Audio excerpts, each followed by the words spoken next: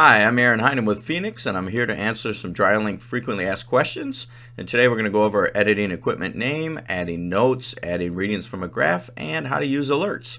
So we're going to start by renaming a DrySense. So we'll go to this unit here named DrySense 5, and you'll see there's a pencil next to the name. If we click on that, we can go to the equipment name and just hit backspace until we've cleared out the old name. And we'll just name this new name. And when we're done, we click Save, and we'll see that it now says New Name. And if we go back into our company inventory and scroll down, we will see that we do have a unit named New Name. And that's how you change the name. The next thing we're going to do is we're going to show you how to add notes. And what we're going to do is when we're adding our readings, there's a spot to add a job note. So I'm going to add a job note here and click Submit. And then when I go into my drying chamber, so I have Test 1 drying chamber, there's a spot to add a chamber note. So what I'm going to do here is click on chamber note, and I will just type in that I'm adding a chamber note. And you can add as many of these as you would like, and they show up in the drying report. And when you're done, you just hit Submit.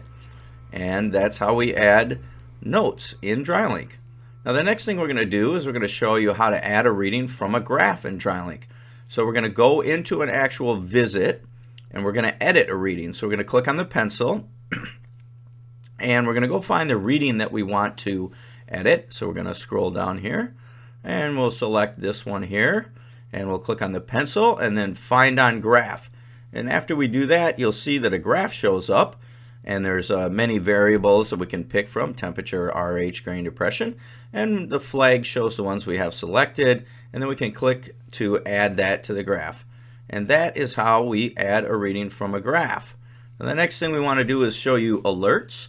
So we have 3 different types of alerts. We have equipment alerts, job site alerts that are available with the DryPhone only, and job management alerts. So we're going to look at equipment alerts first. And you can see that you can select the recipients that you want to receive this. I'll select both people here in my company. I'm going to take them back off, I guess. And then we can look at what alerts are available. There's an alert for when equipment is not connected for a certain amount of time. That's trying to find lost equipment. In this case, it's 14 days, but we could change it. Reservoir full, that would be you're having some sort of pump out error. And then with System Protect, that would be that it either saw very high temperatures or that it is low on refrigerant. Then there's a low battery and a filter change alert as well. The next one we're going to look at is the job status alert. Job status alert is only available with DryPhone and only available on a job. So we're going to go into this job and you can see that I have enabled job status alerts. And down here you can see how many units. These are all the units that are within the range of the DryPhone that I am monitoring. Again, I can select the recipients to receive the alerts. And here's all the alerts I have.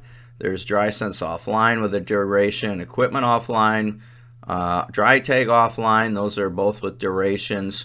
Then we have high chamber RH, low chamber RH. There's a lot of different type of alerts you can set: high chamber temperature alerts, low chamber temperature alerts.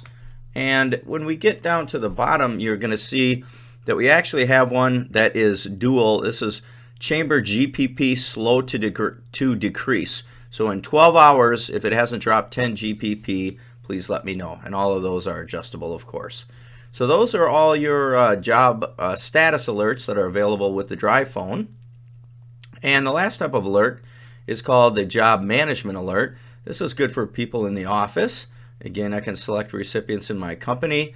The alerts are for a new job started, duration taking too long, that means a 30-day job, let me know about that, or that the job is completed. And that's the end of our FAQ video.